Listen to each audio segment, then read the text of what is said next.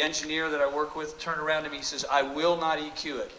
I said, EQ it? He goes, you know Bill, right? He said, I won't. It's not fixable. And I said, and the other thing was bothering me is that every time we put the pickup under the saddle, the guitar doesn't sound as good. Yeah. So we found a pickup to go on the bridge plate, and it has a proprietary pickups preamp in it that adjusts it so it sounds like it does. So we couldn't be happier.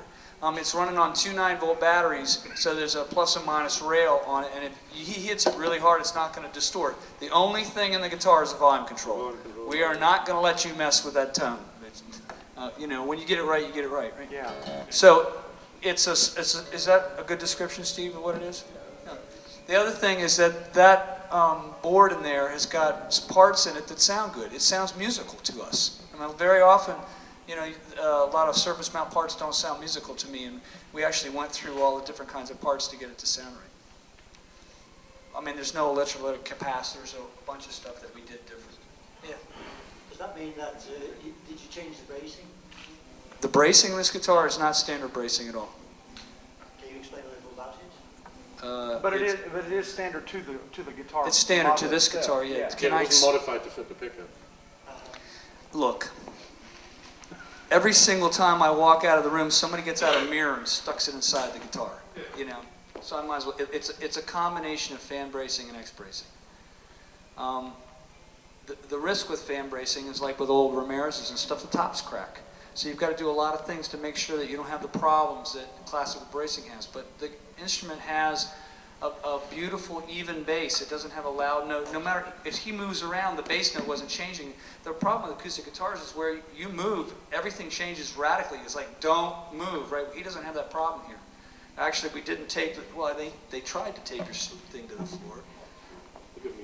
They gave you a spot, but it has been not microphone position sensitive. And yeah, we've changed the bracing a lot. It's not standard bracing. The back's braced with mahogany, not spruce. We've done a lot of things that are different. Yeah, look, if you make the guitar out of plywood, I think it might have a little different sound. But the guitar sounds remarkably in tune, Walt, as all your guitars do.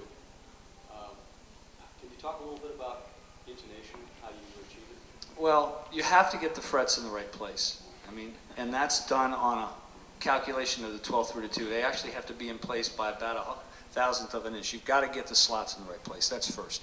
Second, you've got to move the nut around until it plays in, the open strings play in tune against the first few frets. And then the last thing is that every one of these guitars is intonated before the bridge slot is put in the bridge. So Steve has this special jig in which he tunes the guitars up and then moves the where the string starts to vibrate around until he finds the exact intonation point, and that's where he puts the bridge saddle. I mean, that's a common thing to do in the acoustic guitar world. It's not that unusual. But in terms of it playing in tune, that's what we've done from a guitar making point of view. Tony, you had one of those tunes where the string was tuned to low C. This one? Yeah. Without the capo?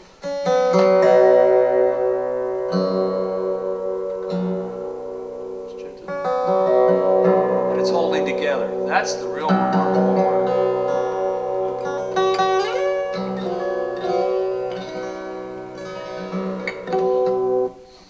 And the machine heads are great. Yeah, the machine heads. Very quick and very accurate. They're from a guy named Keith Robson in the north of England. I found him on the internet. They say that all marriages now, 30% of them are internet marriages, so I have a kind of an internet tuning peg marriage.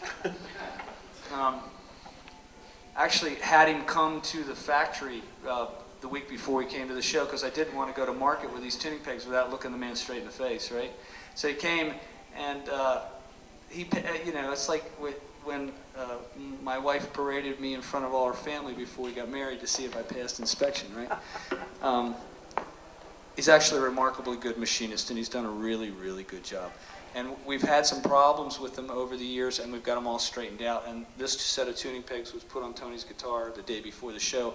And the pickup system, after Tony heard the prototype, which was in here, he immediately said, yes, put the pickup system in my guitar. So that was put in the night, Steve put it in the night before the demonstrations. What's the material on the nuts and the bridge? Bone, cow bone, seems to work. It's always worked. I tell you one thing, the neck is loaded with graphite. There's not a truss rod in that guitar. It's absolutely loaded with 60 million modulus graphite so that it doesn't bend. When he retunes things, he's not having to adjust the truss rod. It's actually a rectangular bar. It's an incredibly strong version of what was in old Martins. You know, that was a hollow steel bar, right? But the G. Loomis Fishing Rod Company has been doing this stuff for a really long time, and Brad Loomis actually makes us these strength bars. And we started experimenting with it, and we noticed that the guitars with the graphite sounded better than the ones with the truss rod, so we've stayed with the graphite. Well, automatically, from when you say graphite and it's there and you can't alter it, you would think, well, Martin's always had the problem that after 25 years it starts to bend. Yeah. You'd like to change the neck. Yeah. Will that be a problem or a possibility? Graphite don't bend. It's not bending much. It's so high modulus of graphite they won't use it for fishing rods or golf clubs. We buy the stuff that snaps normally, but if you encase it in the mahogany and rosewood, it doesn't have that problem. I dare you to bend it. Stuff's pretty strong, right, Steve? It's aerospace grade material. So I don't think you're going to have that problem. If you do, you know, you're going to have to do what every other acoustic guitar always has to be done after 3 or 4 years anyway and refret it, but we haven't had the problem. Look, the reason that, you know, with acoustic guitars, the reason that the neck comes down and then it comes up is because the top shrinks. And so when the top shrinks, the heel does this, and then you get this very strange bend at the body. And if you dry the woods out right, the top won't shrink. Most of the problems that happen is because the tops are shrinking on the guitars. And so we've tried to eliminate all these problems.